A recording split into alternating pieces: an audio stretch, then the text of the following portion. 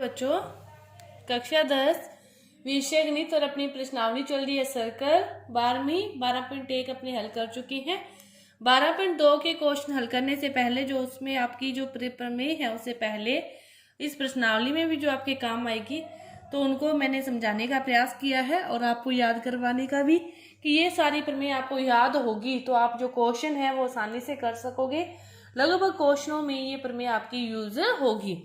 तो देखो पहली प्रमेय क्या दे रखी है कि एक वृत्त की बराबर जीवाओं पर बराबर कोण जो केंद्र पर बराबर जीवाएं हैं वो क्या करती है, केंद्र पर बराबर कोण अंकित करती है कि जिन जीवाओं की लंबाई समान है, जैसे ये आपके पास कोई वृत्त है कि जैसे मान लो कि ये कोई जीवा है, इसकी लंबाई भी आपके पास 3 है, इसकी 3 है, तो केंद्र है ये वाला, तो इस केंद्र पर इनके द्वारा जो अंतरित कोण होगा, ये वाला कोण और ये वाला कोण, ये x है तो ये भी कितना होगा, x होगा। कब x होगा? जब ये दोनों जीवाओं की लंबाई समान है, कि ये भी यदि 3 है और ये भी 3 है, कि दोनों ही जीवाओं की लंबाई 3 है, तो दोनों केंद्र पर बराबर कोण अंतरित करती है। कब करती है? जब दोनों की लंबाई समान होगी। तो पहली प्रमेय आपको समझ में आ गई होगी कि एक वृत्त की बराबर जीवाएं केंद्र पर बराबर कोण अंतरित करती है। उसके बाद देखो दूसरा क्वेश्चन, इसका उल्टा है। दूसरी क्या है, इसकी उल्टी है कि यदि कोई जीवाएं हैं, दूसरे क्या कहता है कि ये वृत्त है और ये जीवाएं हैं कोई भी दो, और केंद्र पर इनके द्वारा जो अंतरित कोण है यदि इसके द्वारा 50 है और इसके द्वारा भी 50 है, तो दोनों जीवाओं की लंबाई फिर क्या होगी, समान होगी। पहले की विपरीत प्रमेय है। पहला तो क्या कह रहा था कि यदि दोनों जीवाओं की लंबाई समान है तो केंद्र पर वो क्या करेगी, समान कोण अंतरित करेगी। दूसरी प्रमेय क्या कहती है कि यदि उनके द्वारा कोण अंतरित है वो समान है तो उनकी जीवाओं की लंबाई फिर क्या होगी, समान होगी।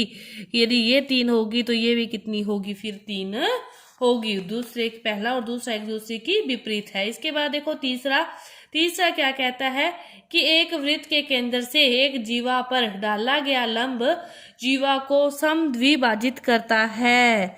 अब देखो कि ये है कोई जीवा है, ये वृत्त का केंद्र है और केंद्र से जीवा पर डाला गया लंब कि यदि ये 4 है तो इसको 2 समान भागों में विभाजित करता है, 2 हो जाएगा। कि एक वृत्त के केंद्र से जीवा के ऊपर कोई लंब डालते हैं तो वो लंब क्या करता है, जीवा को 2 समान भागों में विभाजित करता है, समद्विभाजित करता है। इसके बाद देखो चौथी कि किसी वृत्त की जीवा के मध्य बिंदु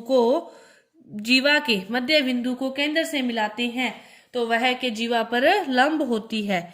ये इसका उल्टा कह रहा है कि ये लंब है ना, डाला गया लंब है ये, तो इसीलिए समान भागों में विभाजित करेगा। अब ये कह रहा है कि जीवा का मध्य बिंदु ले लिया और केंद्र पर कोई रेखा खींचते हैं तो ये रेखा क्या होती है, लंब होती है। जीवा पर वह रेखा क्या होती है, लंब होती है। मध्य बिंदु तो इसने पहले ही कह दिया कि इसका मध्य बिंदु लेना है, दोनों एक दूसरे की विपरीत है। इसमें तो क्या कह रहे थे कि केंद्र से जीवा पर डाला गया लंब डालते हैं तो वो अपने आप ही उस भुजा को समद्विभाजित कर देते हैं। और ये क्या कह रहे हैं कि भुजा को समद्विभाजित करने के बाद ये रेखा यहाँ से केंद्र की तरफ खींची गई है, कि पहले भुजा को क्या किया गया है, समद्विभाजित किया गया है, फिर यहाँ से रेखा खींची गई है केंद्र की तरफ। तो यह जो रेखा है ये इस जीवा पर क्या होती है, लंब होती है। यह रेखा इस जीवा पर क्या होती है, लंब होती है। इसके बाद देखो तीसरा क्वेश्चन, तीसरा क्या, 5वीं प्रमेय है कि 3 दिए हुए असरेखीय बिंदु से जाने वाला केवल एक ही वृत्त होता है। तो बिल्कुल सही बात है, आपको पता भी होनी चाहिए कि कहीं भी कोई 3 बिंदु हैं, असरेखीय हैं, एक रेखा पर नहीं है, तो उनसे जाने वाला जो वृत्त की संख्या होती है वो 1 होती है। कि कोई भी वृत्त खींच सकते हो, उन 3 असरेखीय बिंदुओं से आप एक वृत्त खींच सकते हो। लेकिन यदि तीनों ही सरेखीय हो इस प्रकार तो फिर इनसे कोई भी वृत्त नहीं खींचा जा सकता। तो असरेखीय बिंदुओं से खींचे जाने वाले जो वृत्त की संख्या है वो 0 होती है और 3 असरेखीय बिंदुओं से खींचे जाने वाला वृत्त क्या होता है, 1 होता है। 3 ऐसे रेखीय बिंदुओं से एक वृत्त खींचा जा सकता है। इसके बाद देखो, वृत्त की समान जीवाएं केंद्र से समदूरस्थ होती है। जो वृत्त की समान जीवाएं हैं वो केंद्र से क्या होती है, समान दूरी पर होती है। कि ये वृत्त है, यहाँ पर है कोई जीवा, यहाँ पर देखो वृत्त का आकार देखने से आपको पता चल जाएगा कि ये केंद्र है। केंद्र से ये वाली जो जीवा होगी और ये वाली जीवा होगी, इनकी लंबाई क्या है, छोटी है। इसे थोड़ी सी ऊपर खींचेंगे, फिर इसे थोड़ी सी ऊपर खींचेंगे, ऐसे करते करते इधर केंद्र की तरफ आते हैं, तो इनकी लंबाई क्या होती है, समान होगी। क्योंकि जितना वृत्त का शेप इधर से ऐसा है, यहाँ पर बिल्कुल बड़ी जो केंद्र से गुजरेगी वो जीवा क्या होती है, सबसे बड़ी। इस तरफ वो घटती जाएगी तो इस तरफ भी वो घटती जा रही है ना। तो इसकी शेप के अकॉर्डिंग आप इसको समझ सकते हो कि वृत्त की जो समान जीवाएं हैं वो केंद्र से समान दूरी पर स्थित होती है।